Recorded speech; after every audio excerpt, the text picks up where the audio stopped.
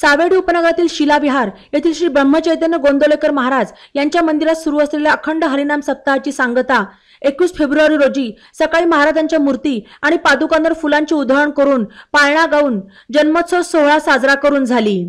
गेली 7 दिवस अखंड हरिनाम सप्ताहात भाविकांनी पारायण सोहळ्यात सहभाग नोंदवला। भाविकांनी 24 तास अखंड नामजप, रोज हरिपाठ, भजन, दुपारी आरती, महाप्रसाद कार्यक्रम मोठ्या उत्साहात पार पडला। या सप्ताहाची सांगता काल्याचे कीर्तन होऊन महाप्रसादाने झाली।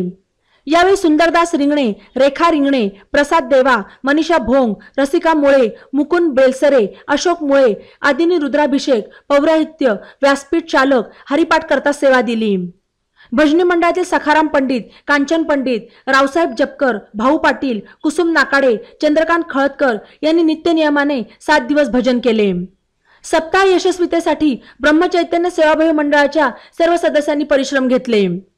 या जन्मोत्सव सोहळ्यासाठी भाविक उपस्थित होते। भाविकांनी यावेळी प्रसादाचाही लाभ घेतला।